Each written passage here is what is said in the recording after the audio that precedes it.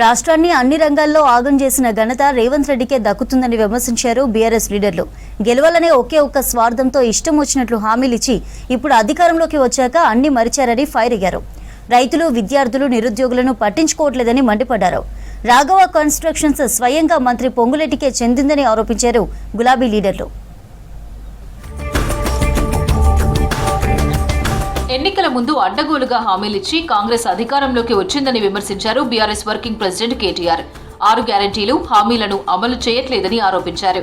గ్యారంటీలు ఒక్కటంటే ఒక్కటి కూడా అమలు కాలేదన్నారు. బంజారాహిల్స్ తెలంగాణ భవన్లో గ్రేటర్ హైదరాబాద్ బీఆర్ఎస్ విద్యార్థి విభాగంతో సమావేశమయ్యారు కేటీఆర్. ఏదో కేసీఆర్ గారు మీకు అన్యాయం చేస్తున్నారని చెప్పి రెచ్చగొట్టి చివరికి మన ప్రభుత్వం పోవడానికి, కేసీఆర్ గారు ఇవాళ ముఖ్యమంత్రిగా లేకపోవడానికి ఆనాడు ఏ రకంగా విద్యార్థులను వాడుకున్నాడో మీకు బాగానే తెలుసు. ఇవాళ ఒక్కటంటే ఒక్క హామీ 2.5 సంవత్సరాల్లో నెరవేర్చిండా లేదా ఒక్కసారి మీరు ఆలోచించండి. వచ్చిందా విద్యా భరోసా కార్డు? స్కూటీలు వచ్చినాయా? అసెంబ్లీ సాక్షిగా సీఎం రేవంత్ రెడ్డి అబద్దాలు చెబుతున్నారని ఆరోపించారు మాజీ మంత్రి హరీష్ రావు. రాఘవ కన్స్ట్రక్షన్స్ మంత్రి పొంగులేటిది కాదని చెప్పడం దుర్మార్గమన్నారు. మంత్రి పొంగులేటి శ్రీనివాసరెడ్డికి భార్య, కొడుకు, తమ్ముడు, దూరపు బంధువు ఎలా అవుతారని ప్రశ్నించారు.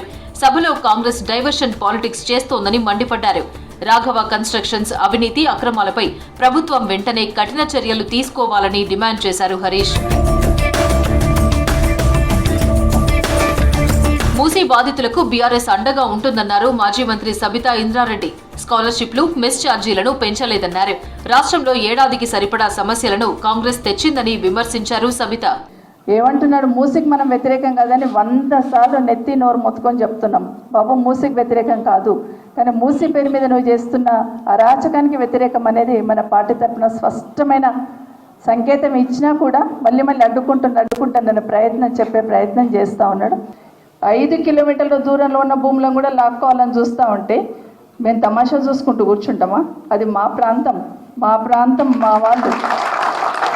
ఏదో ముఖ్యమంత్రి వచ్చి బ్లాక్మెయిల్ చేస్తున్నాడు, బెదిరిస్తుండంటే వణికిపోవడానికి ఎవరు సిద్ధంగా లేరు. ఖచ్చితంగా ప్రజా సమస్యల పట్ల, ప్రజల కోసం మా బాబు చెప్పినట్టు కోర్టుకు కాదు, ఎంత దూరమైనా పోతాం. 31న అమెరికా పర్యటనకు వెళ్లనున్నారు కేటీఆర్. కొడుకు హిమాంశు కోసం యుఎస్ వెళ్తున్నారు. వారం రోజులు అక్కడే ఉండనున్నారు కేటీఆర్.